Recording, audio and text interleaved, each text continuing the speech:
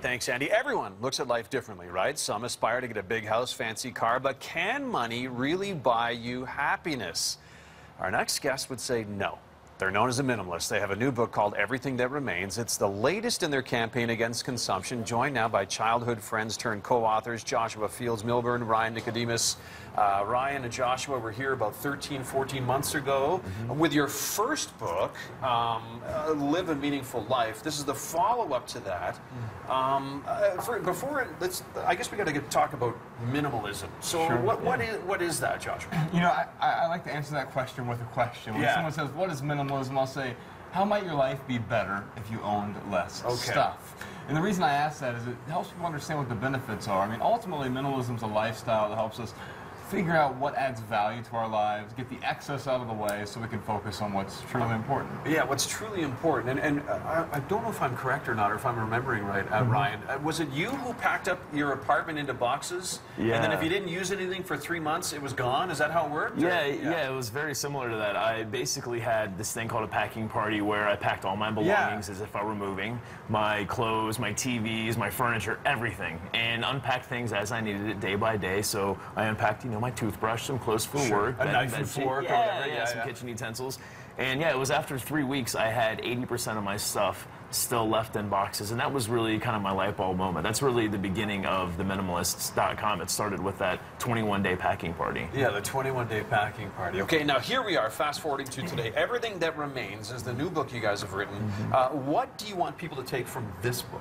You know, really, it's different from our first book. Our first book was more of the how-to book. This is more of a why-to book. It's understanding the purpose and the story behind minimalism, but also, once we got all the stuff out of the way, what do we make room for? Well, we made room for everything that remains. And all the important things in our life. So it's the story behind that, and really our journeys from these suit and tie corporate guys to becoming minimalists and living a lot more deliberately. Okay, and what did you gain? Like, what was the gain about living with as little as possible? Well, I mean, there are a bunch of areas, but health was a big one for me. I used to weigh 80 pounds more than I weigh now. Relationships, I forsook the people closest to me because I didn't have time to spend with them. I was so focused on the accumulation of stuff or achieving.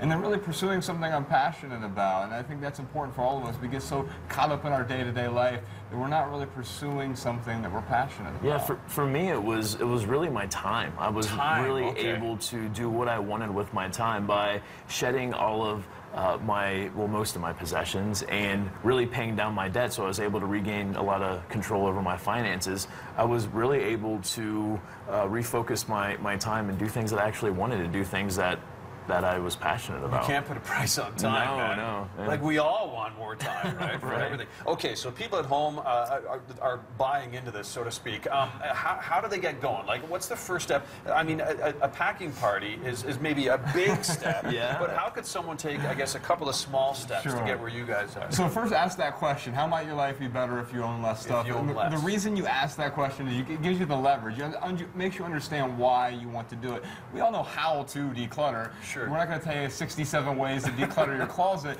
but understanding why is important. And then I'd recommend something called the 30-day minimalism game. It's 30-day minimalism game. Yes, okay, what's that? It's something we wrote about at the Minimalists.com. And basically, we know decluttering is kind of boring, so we've made it a little more fun with some friendly competition.